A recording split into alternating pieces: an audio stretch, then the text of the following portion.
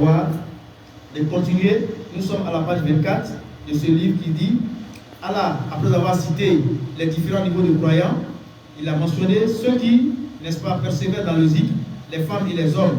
Ainsi, et je m'avais oublié, ainsi Allah a mentionné les pratiquants du zikr en dernier lieu, parce que le zikr est l'étendard de la wilaya, c'est-à-dire la sainteté. Quiconque se souvient d'Allah est assurément parmi ses élus, tandis que celui qui abandonne le zikr est parmi les démons. C'est pour cela que nous rendons grâce à Allah pour ce qu'il nous a gratifié des bienfaits de la foi, qui en termes de faveur suffit largement. Voyez-vous, chers frères et sœurs, le zikr ici, tel qu'on en parle, nous voudrons évoquer, n'est-ce pas, l'aspect le plus noble du zikr, qui est plutôt un état, qui est plus un état qu'une action. S'asseoir prendre le chapelet, évoquer de nous le Dieu est un zikr. Mais si vous persévérez derrière des maîtres aguerris, votre état devient un zikr parce que vous êtes dans le souvenir permanent. C'est de ça qu'il s'agit ici. C'est ce que nous visons. Et ça, nous l'avons à cause de la qualité des intermédiaires que nous avons.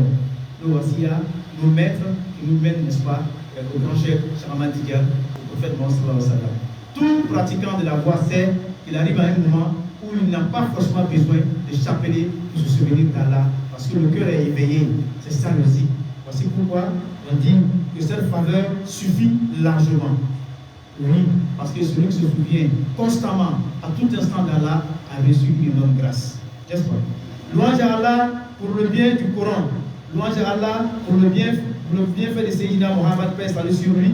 Et louange à Allah qui, à la fin des temps, nous a octroyé la voie de Cheikh Ahmad Tidiane, voie de ceux qui se souviennent d'Allah en permanence. Donc, c'est ce que je disais tout à l'heure. Cette voie d'excellence qui fait que le cœur est éveillé à jamais dans le souvenir d'Allah et la voie de la tariqa Tidiane. Nous avons constaté que tous ceux qui pratiquent cette voie sont attachés aux piliers de l'islam, à la sunna du prophète, paix et salut sur lui, à la quête du savoir, aux bonnes œuvres et aux zikr. Effectivement, le cheikh en le disant vient confirmer que la pratique de la tariqa Tijaniya est une pratique qui est fondée sur le respect de la charia. Quand il a reçu le titre de cheikh al-Islam, ça ne faisait pas référence à la tariqa Tijaniya, ça faisait référence à la globalité de l'islam, en tant que quelqu'un qui pratique l'islam dans sa pure, n'est-ce pas, dans son pur dessein. Après le prophète Mohammed sallallahu alayhi wa sallam. C'est ce qui a été fait. Voici pourquoi tout pratiquant de la tariqa Tijaniya est avant tout un bon musulman. On ne dit pas un grand Tijani, on dira un grand musulman. Si on veut véritablement qualifier un Tijani, on dira un grand musulman. Quelqu'un déjà l'a dit, parlant de Cheikh Ibrahim Niass. S'étant perdu dans les éloges, dans les titres, il dit Cheikh Ibrahim Niass était un musulman. Il n'a même pas dit un bon musulman, il dit un musulman. Parce que c'est paradoxal de parler d'un mauvais musulman ou d'un musulman qui n'est pas un demi-musulman, c'est un bon musulman. Parce que si vous êtes un bon musulman, vous serez tout ce que Cheikh Ibrahim Niass a conseillé. Chers frères et sœurs. Donc, ici, la crainte d'Allah garantit à l'homme tout le passage qui va suivre va parler spécifiquement de la crainte d'Allah. Et Cheikh Ibrahim a su mettre en relief tout revient à la crainte d'Allah, parce que le moyen le plus sûr d'avoir toutes les faveurs, si différentes soient-elles, est d'avoir la crainte d'Allah. Et c'est ce qu'il va détailler ici de façon assez explicite. La crainte d'Allah garantit à l'homme toutes ses aspirations, dans ce bas monde comme dans l'au-delà. Si l'homme cherche la connaissance, il craint Allah. Parce que la connaissance, une des valeurs vraiment qui soit les plus significatives, qui est la connaissance. Cheikh Ibrahim Niass dit, et cela est vérifié, quiconque veut la connaissance doit rechercher la crainte d'Allah. N'est-ce pas? Qu'il craigne Allah, parce que Allah a dit, et craignez Allah, alors Allah vous enseigne. Si sa crainte, n'est-ce pas, aboutit donc à son enseignement, vous serez forcément un savant. S'il cherche la sainteté, la wilaya, Allah dit, ses élus sont les plus. Ça veut dire que cette crainte-là encore conduit à l'amitié d'Allah. S'il cherche le paradis, Allah dit, et un jardin, c'est-à-dire un paradis large, comme les cieux et la terre, préparés pour les pieux. Donc, que ceux dont l'objectif est le paradis cherchent la crainte d'Allah. Cherchent l'amour. S'ils cherchent le paradis, Allah dit, et un jardin large comme les cieux et la terre, préparés pour les pieux. Soit 3, verset 133. S'ils cherchent l'amour de Dieu, Allah dit, Allah aime les pieux. Donc, tout objectif concernant Allah se gagne par la crainte d'Allah. S'ils cherchent la bonne fin, Allah dit, la fin heureuse appartient aux dieux. Soit 5, verset 128. S'il cherche la protection contre les ruses des ennemis, Allah dit, mais si vous êtes endurant et pieux, leur manigance ne vous causera aucun mal. Ici, tout ce que la totalité de ce que l'on peut rechercher est résumé ici et est l'aboutissement, n'est-ce pas, de la crainte d'Allah. Donc si nous recherchons la crainte d'Allah, vous verrez que nous aurons tout cela. Mais en réalité, qu'est-ce que la crainte d'Allah? Parce que c'est vrai, on nous le définit comme exécuter ce qui nous a été ordonné et nous abstenir de ce qui a été interdit. Mais pour faire cela, c'est un état, c'est un cœur qui va vers les actions. Comme quelqu'un a dit, le mal ou le bien naît dans l'esprit avant de s'exprimer dans l'acte. Si cet esprit est purifié et illuminé, vous devenez quelqu'un qui craint Allah. Y a-t-il voie plus appropriée pour illuminer l'esprit que la tariqa Tijaniya? Il n'y en a pas. Voici pourquoi. Si vous êtes un bon Tijani, vous avez forcément la crainte d'Allah. Parce que l'esprit qui conduit au mal ou au bien est déjà illuminé par l'amour, par la paix, par la fraternité. C'est ça la véritable pratique. C'est ce que la pratique de la Tijaniya donne d'abord aux pratiquants pour sa vie sociale. Du coup, vous avez donc la crainte d'Allah. Et si vous avez la crainte d'Allah, ce qui est promis, vous l'avez ici. Et puis, ce qui est promis dans l'au-delà, vous avez aussi acquis. N'est-ce pas?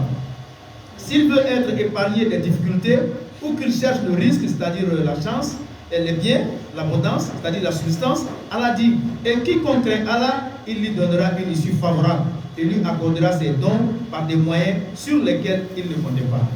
Voici encore, ici, un rempart contre la pauvreté, la crainte d'Allah. Nous sommes tous à la recherche de notre pain du jour, et mieux que ça, de notre prospérité matérielle. C'est-à-dire, quiconque craint Dieu, Dieu nous pourvoira cela. Il le rassure même pour dire, ce n'est pas parce que ce que tu fais ne te rapporte pas quelque chose qu'il faut désespérer. Il dit, je vais pourvoir celui-là par des voies qui m'ignorent. C'est-à-dire que ce que vous faites est un moyen de recevoir de Dieu, mais ce que vous ne faites pas aussi est un moyen de recevoir de Dieu, parce que Dieu peut venir par arrière, dans tous les sens que vous voulez. Donc, encore une fois, la crainte d'Allah, n'est-ce pas, nous préserve de la pauvreté. Donc, il faut rechercher cette crainte d'Allah, parce que ce dont l'homme a, ce qui fait le plus peur à l'être humain, croyant et non croyant, c'est la pauvreté, qu'Allah nous anime pas, n'est-ce pas? Donc, s'il veut être épargné de l'enfer, Allah dit ensuite, nous délivrerons ceux qui étaient pieux, n'est-ce pas? Pour la quête de l'honneur auprès d'Allah, Allah dit, le plus noble d'entre vous, auprès d'Allah, est le plus pieux. Encore une fois, véritablement, il faut que nous recherchions à approfondir qu'est-ce que la crainte d'Allah. Je vais d'en dire un mot. La crainte d'Allah, ce n'est pas une concentration, un jour, je suis 24 heures. La crainte d'Allah est plus un état. En tout cas, c'est ce que mes petites réflexions m'ont fait comprendre. C'est plus un état qu'un comportement, comment dirais-je, circonstanciel. Voilà, vous devez être dans une situation donnée, vous faites preuve d'honnêteté, vous avez créé Allah. Mais une autre situation peut suivre dans laquelle vous tombez. Mais quand l'esprit est préparé, c'est fini, il devient infaillible. C'est l'esprit qui conduit à l'acte. Si cet esprit est illuminé, la crainte d'Allah s'installe. Et nous sommes sur la voie qui illumine l'esprit. Qu'Allah facilite. Donc, pour la quête de l'honneur, comme il a dit, le plus noble d'entre vous, auprès d'Allah, est le plus pieux. Donc, toutes les requêtes de l'homme sont incluses dans la crainte d'Allah. Je l'ai dit tantôt. En conséquence, je vous recommande la crainte d'Allah qui consiste à exécuter ses ordres et à s'éloigner de ses interdits. Cette disposition, vous pouvez la voir que si l'esprit est préparé, n'est-ce pas, à s'éloigner des interdits et aller vers ce qui est recommandé. Ça, c'est l'esprit qui peut le faire. Je remercie Allah d'une digne louange. Lui qui nous a donné cette opportunité de rendre visite au calife de Cheikh Sidi Ahmad Tidjane, sans doute que vous qualifiez tel que je l'estime et le connais, c'est-à-dire Cheikh Ahmad Tidjane. Personnellement, quand je le regarde, j'ai l'impression que je regarde Cheikh Ahmad Tidjane. Sa présence a été l'occasion de rencontrer les frères disciples du Cheikh. Et les disciples du Cheikh sont tous des élus de Dieu, le Wali. En tout cas, nous ne doutons pas de cela. En effet, les élus de Dieu sont ceux qui se préoccupent de Dieu. Les aimés assurent le bonheur des deux mondes. Le prophète paix et salut sur lui a garanti à Cheikh que tous ses compagnons sont des saints. Cette garantie se réalisera indéniablement, Inch'Allah. Estimons que les Zakirines qui se conforment à la charia constituent le groupe des amis de Dieu, le Wali, et celui qui les fréquente ne sera jamais malheureux. Et je vous remercie pour cette réception, cet accueil et cet amour en Dieu. Et je souhaite pour vous et pour moi, par cet amour, que nous soyons parmi ceux qui sont indiqués dans le hadith. Allah dispose des hommes qui ne sont ni prophètes, encore moins des martyrs, mais enviés par ceux-ci pour leur proximité à Allah, le jour de la résurrection. Ils sont ceux qui se réunissent en Dieu. Ça, nous sommes au premier plan de ces gens-là. C'est pourquoi la quintessence, la singularité, la particularité de la Tariqa Tijaniya se situe ici. Ils ne sont ni martyrs, ils ne sont ni prophètes, mais ils sont enviés par ceux-là. Cela évoque le secret ou la grandeur du don que Dieu a fait à Cheikh Ahmed Tidiane, dont le détenteur le plus, n'est-ce pas, juriste est Cheikh Ibrahim Niass, Maulana Cheikh Ibrahim Niass, comme vous le savez. On peut dire que le secret de Cheikh Ahmed Tidiane, c'est Cheikh Ibrahim Niass, qui a fécondé ce secret-là. Comme il a dit, mon secret n'est pas stérile. Et effectivement, nous en rendons compte. En termes de nombre, nous ne sommes pas moins de 500 millions aujourd'hui, n'est-ce pas, à travers les continents, qui sont disciples de la Tariqa Tijaniya, mais liés directement à Cheikh Ibrahim Niass, sur les différents continents qu'il y a. Donc, chers frères et sœurs, nous continuons à dire alhamdulillah en persévérant dans l'élévation de cette voie, qui est aussi une action sociale. Pour terminer sur ce que j'avais dit, persévérons dans le principe de cette voie, ayons une concentration, ayons une focalisation sur notre projet, qui est le projet de Cœur Diamant. C'est ce qui va faire le renouveau de la Tariqa, le renouveau de la Diamant de Cheikh Abdel Abidjan, ce qui sera vraiment notre honneur. Nos enfants nous le voudrons, les croyants nous le voudrons.